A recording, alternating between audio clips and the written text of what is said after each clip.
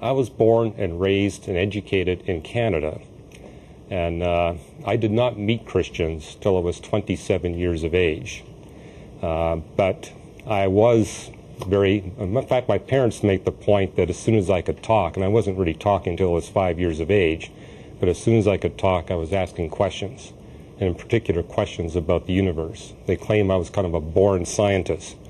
And I remember when I was 7 years of age, asking my parents the question, are the stars hot? And they assured me that the stars were very hot. But of course I wanted to know why they were so hot. And so they told me to go to the library. And that's what I did, and I read every book I could find on astronomy and physics in the children's section of the Vancouver Public Library. And when I had done that and read all the books that were there, they gave me a pass to the adult section. Eventually I wound up getting a pass to the university library. And it was at the age of 8 that I knew that my future career would lie in astrophysics. And from the age of 8 onwards, that was kind of the passion of my life, was pursuing astrophysics. By the time I was in my teenage years, I was beginning a study on what's called cosmology, the origin and structure of the universe. And at that time in the 1960s, there was all these debates about is the universe steady state? Is it oscillating or reincarnating like the Hindus and Buddhists would claim that it is? Or is it a big bang? And there are other descriptions too. But as I went into that study, it became clear to me that the astronomical observations were heavily favoring the Big Bang explanation and disproving the other explanations. And Big Bang cosmology really arose out of Einstein's theory of general relativity, which tells us that the universe is continuously expanding and traceable back to a beginning. And reasoning along the same lines as Albert Einstein, I figured if the universe indeed has a beginning, there must be a beginner. And I came to that conclusion at age 16, and from this 16 onwards, I never doubted the existence of God. So that part was taken care of. And I had the good fortune of going to a high school where we had people from all different cultures and religions. And therefore, when I began to talk to people about how I discovered that this beginner or God exists, I got exposed to a lot of different people from different religious perspectives. And starting at age 17, I decided to do a study of the different religions of the world to see if any of them could possibly be a communication from this cosmic beginner. And what they tell you in science is you should always begin with the easy problems first and leave the most difficult to the end. So on purpose, actually I began with the philosophers. I knew that Immanuel Kant, that the great German philosopher, was also the father of modern cosmology. So I looked at what he had to write, looked at Descartes and a number of other philosophers, and what I recognized is they thought of space and time as being absolutes that eternally existed. And I knew that Big Bang cosmology disproved that. So I said, these guys really aren't the right way. Then I began to look at what the Hindus had to say. And the Hindus speak about the reincarnating universe, which was a popular idea in the 1960s amongst astronomers, that the universe has multiple beginnings rather than just one beginning, where it would grow from this beginning and then shrink, and then there would be this rebirth. But the Hindus in their Vedas claim that the period of time between the two beginnings would be exactly 4.32 billion years. And even back in the 1960s, we knew that number was definitely wrong. The universe was older than 4.32 billion years.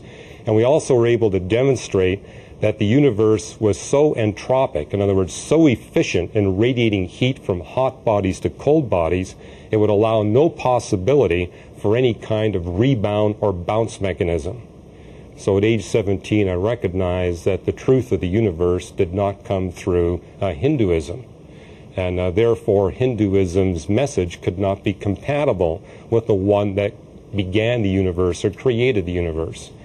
Now, in the public high school I attended, the dominant religion outside of atheism and agnosticism was Buddhism. Our high school was 80% Asians. And they told me I needed to look at what the Buddhists had to say. So I did that. But I discovered that the Buddhists borrow everything that they teach about cosmology, the origin and structure of the universe, directly from the Hindus. And I said, therefore, the truth is not in Buddhism either. Then I picked up the Quran, and when I began to go through the Quran, I noticed kind of a common denominator here, that the Quran, like the Buddhist writings and the Hindu writings I was been exposed to, were highly repetitious. They kept repeating themselves, and the language was vague. And I guess what concerned me most of all, there was this appeal to intellectual snobbery. If you're one of the great enlightened ones, you'll be able to understand the meaning of this text. Otherwise, you're out of luck. And I said, that's not what I see in the record of nature. When I look out at the universe, I see a revelation there that is clear and direct and ready and open for investigation and testing. And that bothered me, that when I went into these other holy books, I didn't see that direct communication or that invitation to put things to the test. Now, there was one fellow in our high school classroom who was of the Baha'i faith. And what he told me is that in Baha'i, what they do is that they take the kernels of truth from the world's great religions and put them together into a consistent package. So I says, great, show me what you got. And as I spent a few days looking at the Baha'i teachings, I went back to my friend and said, well, from what I can tell, what the Baha'i have done is to borrow the great mistakes in the world's religions and to put them together into an inconsistent package. And he wound up leaving the Baha'i faith. Now, when I told you earlier that I didn't meet Christians until I was 27 years of age, what I meant by that was to get close enough to a Christian where I could have a conversation on some spiritual matter. That did not happen until I was 27.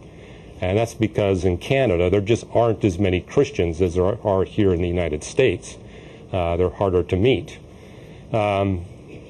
However, I did get to see two Christians from 30 feet away when I was 11 years old. And these were two businessmen that came into our public school classroom and put a box on our teacher's desk. And in that box were Gideon Bibles. And we're all invited to come forward and take one if we wanted one. And I still carry around with me that Gideon Bible I picked up when I was 11 years of age. Now, I didn't read it until I was 17. It stayed untouched on my bookshelf for 6 years. And in hindsight, I'm rather glad that I did not pick it up until I was 17, because those Gideons gave me what we would call a foreign language edition of the Bible. It's King James English. And at age 11, I think I would have been quite intimidated. But one of the benefits of a Canadian public education is starting in grade 7, they saturate you with the plays of William Shakespeare. And I had to memorize literally over 1,000 lines from the different plays of William Shakespeare. So by the time I was 17, I was fluent in King James English. And as I began to go through this book, I noticed immediately how different it was from all the other holy books that undergird the religions of the world. Namely, that it was clear, it was direct, and it was specific. Unlike these other holy books, I didn't see a lot of repetition or vagueness. It mentions places, points of history and science and geography, things that could easily be put to the test. And I think what encouraged me as a young scientist is, as I began to go through this book, I found repeated invitations to put this to the test. For example, we have in the writings of the Apostle Paul in 1 Thessalonians 5:21, everything must be tested. Hold fast to that which is good. And again, this is repeated throughout the Bible. And the Bible is the only holy book I picked up that ever had this invitation to objectively put what you're reading to the test. And, I began on page 1. I thought, I want to get the Genesis 1. By the way, the Gideons did not give me anything except the Psalms, Proverbs, and the New Testament. So I wound up getting a complete Bible, started in page 1, and I went through Genesis chapter 1. I found the scientific method. Now, I've been trained in Canada from grade 1 forward. Every year of school, we were taught the scientific method, but they never told us where the scientific method came from. And when I opened up Genesis 1, I found the elements of the scientific method built right into the text. And this had a huge impression upon me as a 17-year-old studying science.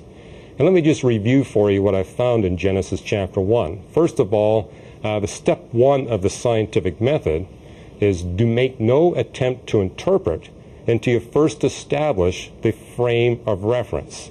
And so we need to identify the frame of reference. In fact, Galileo said at his trial that the biggest mistake you can make in Bible interpretation is to fail to identify the frame of reference. And you say, where do you see that? Well, notice Genesis 1:2, before you get into the 6 creation days. It tells us that the Spirit of God is hovering over the surface of planet Earth. So it tells us that we are to interpret the sequence of the events in the 6 creation days from the perspective of an observer on the surface of planet Earth. So it's not looking down on the planet, it's being on the planet, looking up at the clouds and looking across the surface. And that makes a huge difference in how you interpret the events of the 6 creation days. Now, step 2 of the scientific method is to determine the initial conditions. Make no attempt to interpret until you establish those initial conditions. What else do you see in Genesis 1:2? The Spirit of God is hovering over the surface of the waters, and it's empty of life, unfit for life. The water covers the whole surface of the planet, and it's dark upon the surface of the waters. So those are the 4 initial conditions. And then you go through the 6 creation days.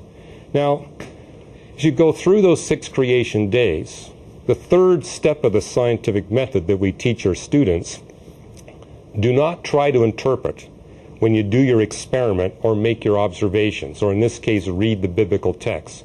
Simply note what happens, where it happens, when, the order, and then you write that down in a notebook. And when you're all done, well, you want to note the final conditions.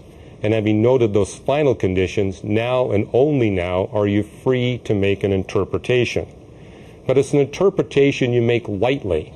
And then you want to test that interpretation with other observations and experiments. And this is one of the beautiful things I found about the Bible, is that it's loaded with many creation accounts.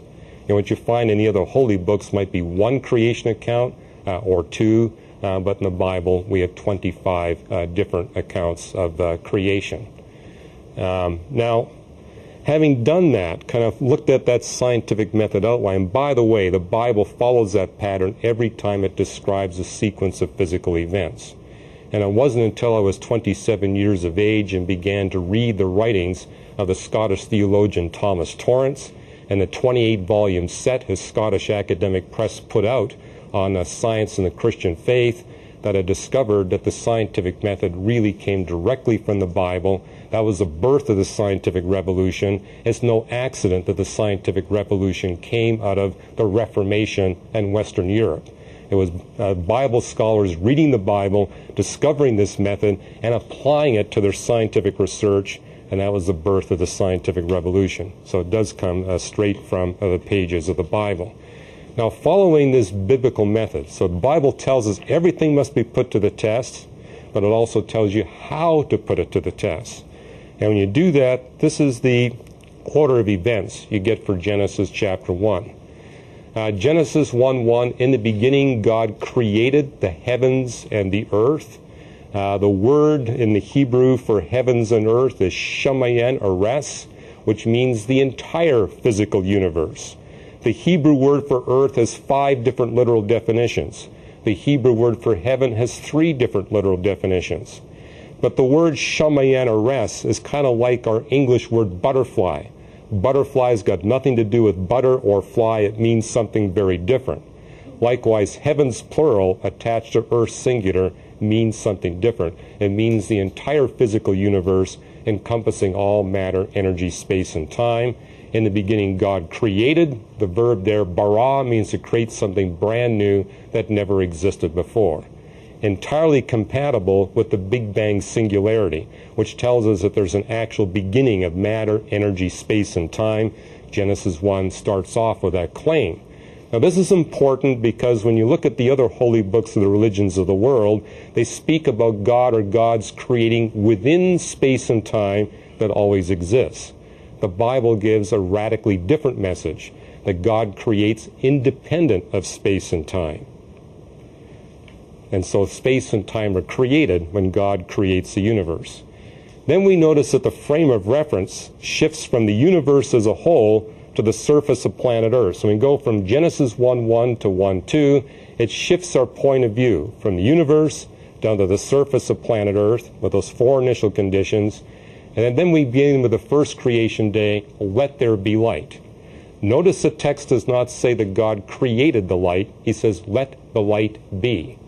It's dark on the surface of the waters because the light of the universe is not able to come through the atmosphere of planet Earth to penetrate to the waters.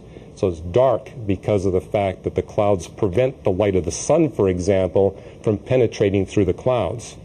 But let there be light is a statement of how God transforms the earthy atmosphere of planet Earth so that that atmosphere is no longer opaque to light, but is transparent or translucent for light. Now, I grew up in coastal British Columbia. Translucent skies is kind of what we had all the time. Hardly ever saw the sun, but we could see the light from the sun as it would diffuse through those clouds. So that's what happened on creation day 1.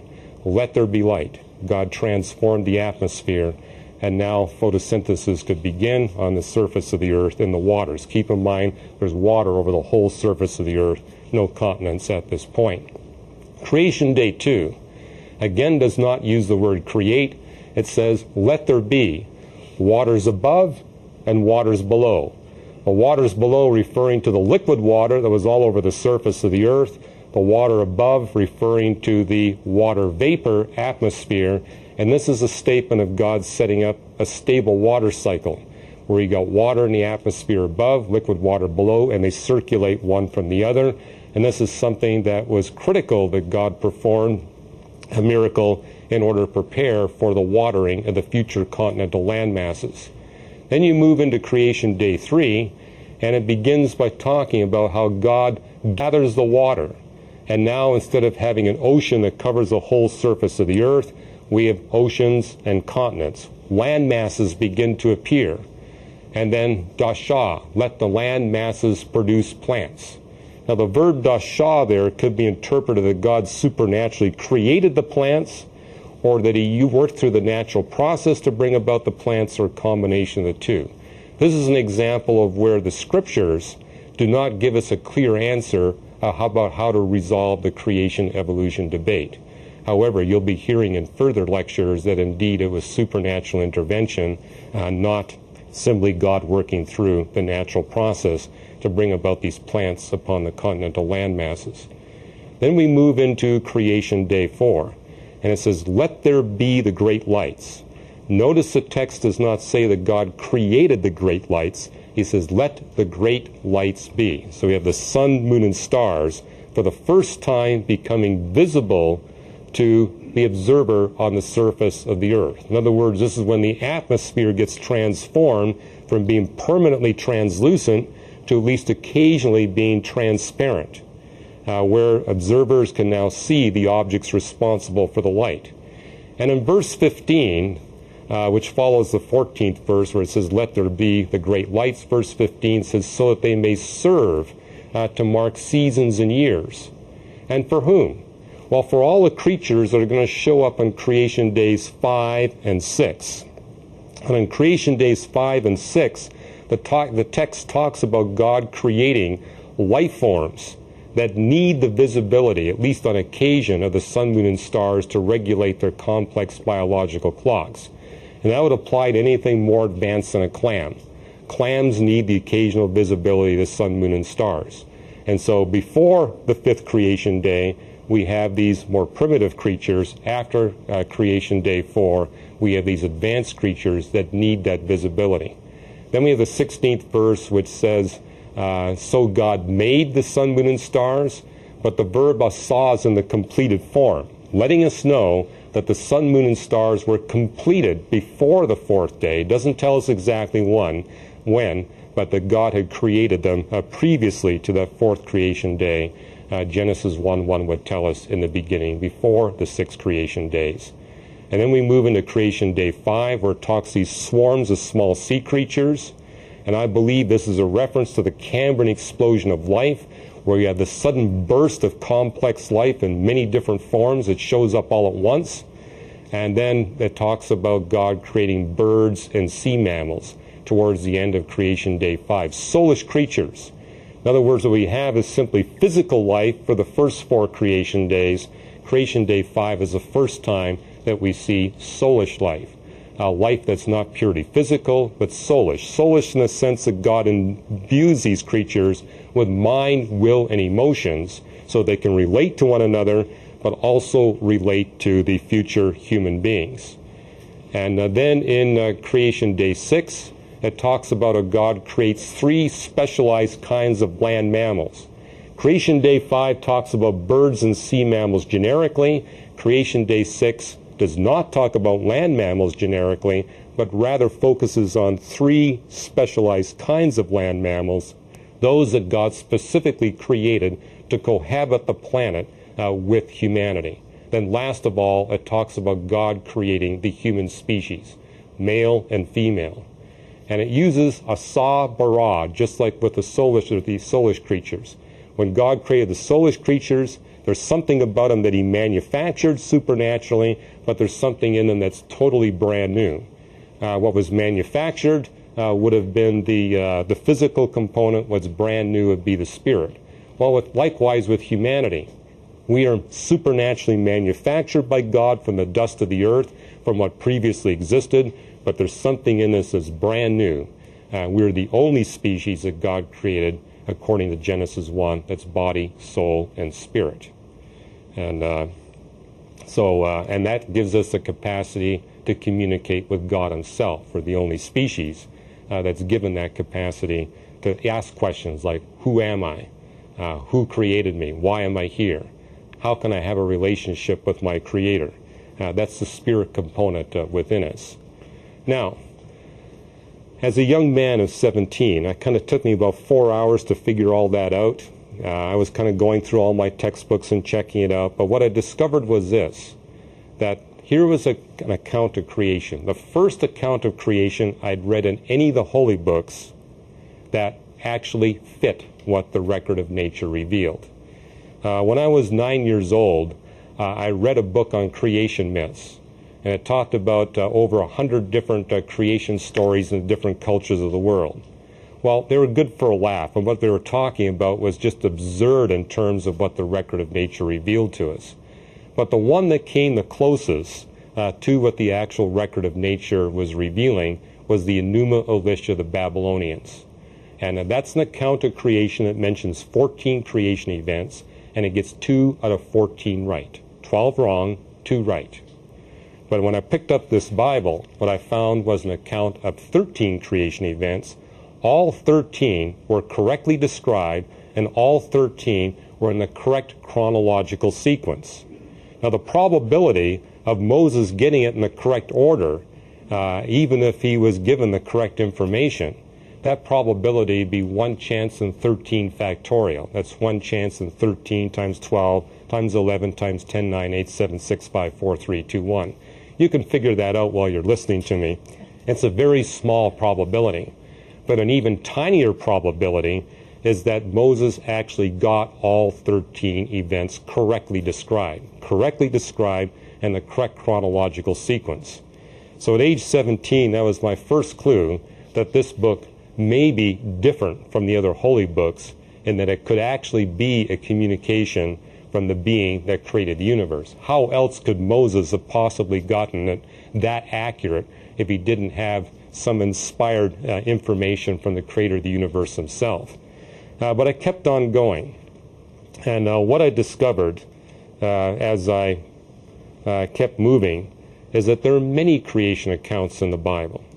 In fact, there are 25 chapter length or longer creation accounts in the Bible. Now, what I found in the other holy books at best was just 1 or 2 creation accounts. Here I found 25. So here was an opportunity for me to put to the test my interpretation of Genesis 1. And I was very curious, does the rest of the Bible support this? And so I began to go through these texts and actually try to put my interpretation to the test. Let me just give you a couple of examples of how that worked out for me as a young man. Job 38 and 39, for example, take you through all the events of the 6 creation days.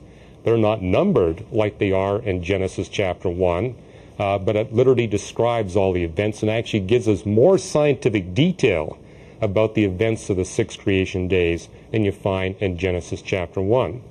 But for example, in Job 38, verses 8 and 9, we have God saying to Job, I made the clouds its garment and wrapped it in thick darkness, it referring to the oceans that encompass the earth. So what it's telling us here in Job 38, that the reason why it was dark on the surface of the waters of the early planet Earth is because God had wrapped the planet in this blanket that kept it dark. So it supports the interpretation that indeed God had created these sun, moon, and stars at the beginning, but their light was not getting through to the surface of the waters because of this dark cloud layer. So whereas Genesis 1 implies it, what we see in Job 38 is an explicit statement supporting that interpretation. Now, one of the things I noticed in my first reading of Genesis 1 is that when you go through these creation days, it brackets each day by an evening and a morning. And I expected to see that follow through the entire text, but that did not happen. The first 6 days are bracketed by an evening and a morning, but not the 7th day. When you get to the 7th day in Genesis 1, there's no evening and morning. And so, reading that for the first time, I said, then we must be in the 7th day if indeed there is no start point and end point described in the text for the 7th day. We must still be in the 7th day. That's why there's no evening and morning for the 7th day. Well, when you read one of the New Testament creation accounts in Hebrews 4, for example, we have this statement. He has spoken about the 7th day, referring to God. They shall never enter my rest.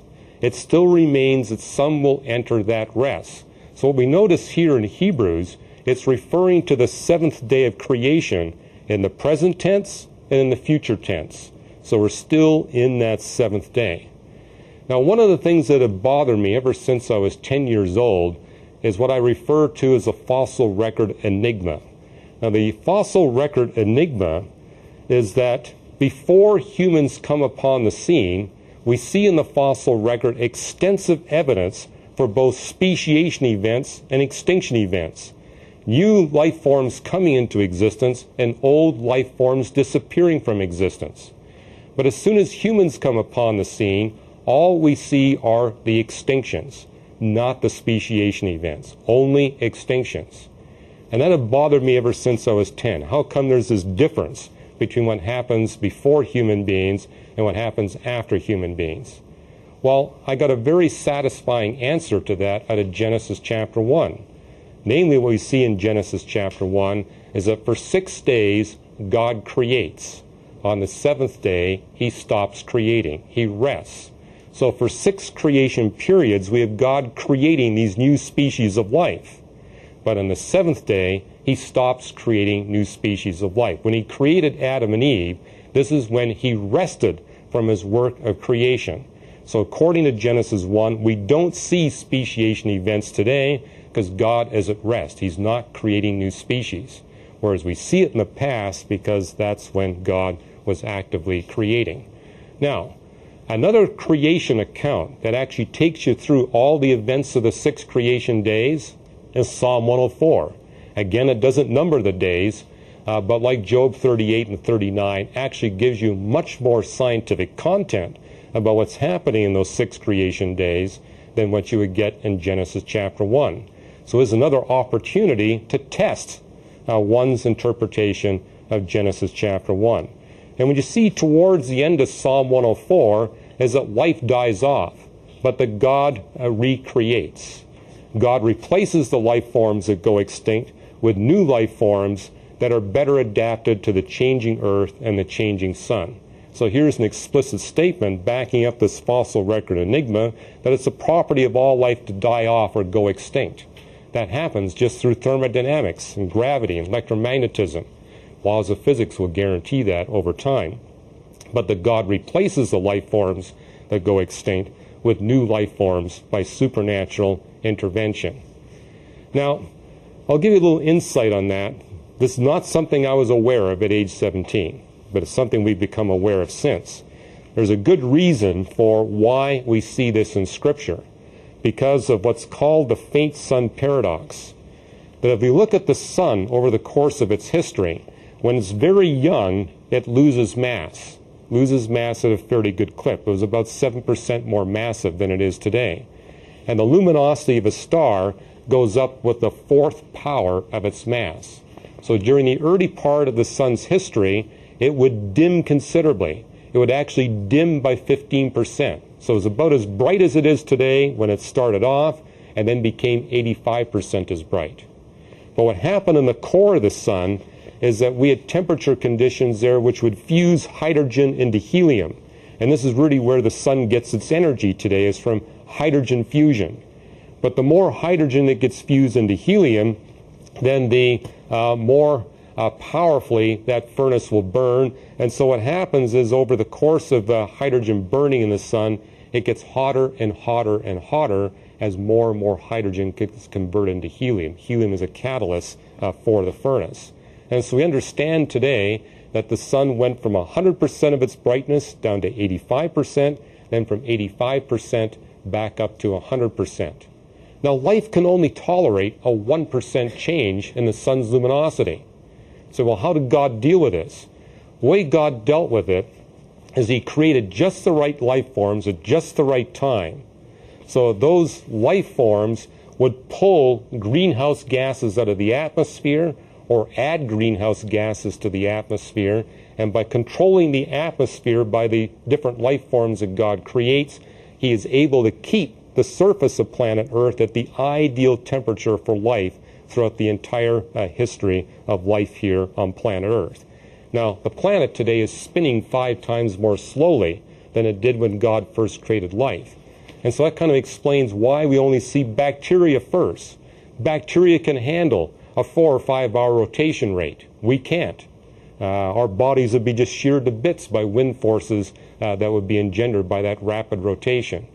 And so we see here in Psalm 104 is a God understanding exactly how the physics of the earth and the sun will change over time, creates exactly the right life forms at just the right time and just the right diversity and abundance in order to keep everything perfectly balanced for life here on planet Earth. And this also requires that He remove occasionally those life forms that would no longer be appropriate to keeping things in the best fit situation. Well, we have these 25 creation accounts in the Bible. And I went through those 25 creation accounts over the course of about 18 months. From the time I was 17 to the time I was 19, I determined that the Bible had made over 200 accurate predictions of future scientific discoveries. Keep in mind, for example, the Bible speaks in 11 different places of a continuously expanding universe from the creation event where you got this beginning of space and time. No astronomer, no philosopher had any clue about the beginning of space and time at the beginning of the universe. Neither did they have any clue that the universe was continuously expanding. None of that became public knowledge until 1917, when Albert Einstein developed this theory of general relativity. And what we see here is the Bible authors, going all the way back to Job, were already communicating to us about these detailed cosmic characteristics. So this is an example where the Bible was thousands of years ahead of its time, accurately predicting future scientific discoveries. And so I kind of did a back of an envelope calculation when I turned 19 about what would be the probability that these Bible authors could predict these future scientific discoveries without any inspiration or knowledge or communication from the God that created the universe. And I determined that that probability had to be much less than 1 chance in 10 to the 300. Now that's 300 zeros after the 1. And that same week at the University of British Columbia, our physics professor had given us the assignment to calculate the probability that one of the students in the class would be killed by sudden reversal of the second law of thermodynamics. And It was a class in statistical mechanics. And I can tell you the probability is very tiny, but he wanted us to calculate what that probability was. And I'm going to try to help you get through that. In this auditorium here, we have quadrillions of air molecules. And the physicists here in the audience will tell you that those air molecules are all at different temperatures. For example, within this room, there are trillions of air molecules that are below the freezing point of water. And so there's a tiny statistical probability that those trillions of air molecules below the freezing point of water will, within the next 5 seconds, wander in the vicinity of where this young lady is sitting and freeze her to death. And we had to calculate what that probability was. Well, it turns out that that probability is only 1 chance in 10 to the 80th. Such an extremely tiny probability that this young lady would be fully justified in concluding it's never going to happen. In fact, the point of our professor was to tell us or communicate to us there's no way, given how tiny that probability is, that there ever could be such a reversal of the second law of thermodynamics anytime, anywhere in the entire universe, geography and history. It just won't happen. That probability is so tiny. Well, what I realized is that I had just demonstrated to myself that this book we call the Bible is at least 10 to the 200 times more reliable than the second law of thermodynamics. And this is what brought me to a point of decision. I realized that it was not rational for me to trust my life moment by moment in the reliability of the second law of thermodynamics and not put even greater trust and confidence in the reliability of what's written here in this book. And thank God for the Gideons.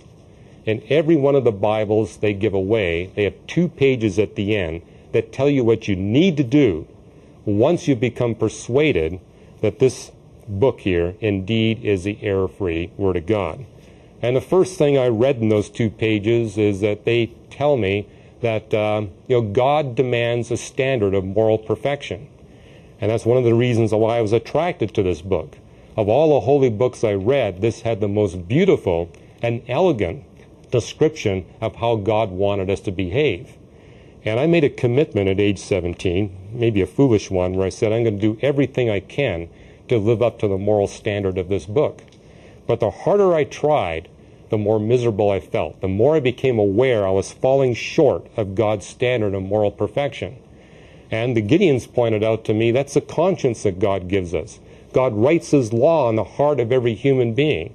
And that law tells us that God's standard is one of perfection and we can't make it. But that God is a God of love. And how He sent His Son, the creator of the universe Himself, to live here on planet Earth as a human being. And in that humanity, He lived a life of moral perfection. And I said, yeah, the Gideons are right. Because I remember reading the gospel accounts where Jesus of Nazareth would give a sermon in front of a large audience. And He would tell people in those sermons that He was morally perfect. And His mother was in the audience agreeing with Him. I said, you're not going to fool your mom. And His brothers and sisters were there too. So I said, this guy had to be morally perfect. Yet in that moral perfection, He took upon Himself the penalty for our moral imperfections by dying a death on the cross. And as the Gideons point out, what Jesus, the creator of the universe, has done is to make an offer to every human being to trade His moral perfection for our moral imperfection. And I said, that's a great deal. And the Gideons don't let you off the hook. In the back of every one of their Bibles, they've got a place for you to sign your name and date it, making your commitment to have Jesus Christ be the boss of your life, the Lord of your life, and your Savior. And so I signed my name to that. And the last thing the Gideons communicated there is to say, when you make that commitment to make the creator of the universe your Lord and your personal Savior, then God will send you the Holy Spirit to help you do the things that you can't do on your own. He'll give you the desire to live the Christian life and the power to live the Christian life, not all at once, it's step by step. Well, the very next day I saw that laid out. Because I had been studying the Christian faith in total secrecy, because I was surrounded by unbelievers, including my own family. So I kept it all secret. But when I read through this book, I realized anyone that makes a commitment to Jesus Christ is committing himself as well to share what they've discovered with others. And so I picked on my lab partner as my first victim. And he could tell I wanted to talk. And he says, Hugh, please, I need to talk today. He says, I've been going through personal struggles in my life that I've not talked to anyone about. I really need to talk to somebody who knows something about God. Do you know anybody in this campus that knows anything about God? And so I got to share with them my own study. And we taught for 4 hours that day, had many conversations.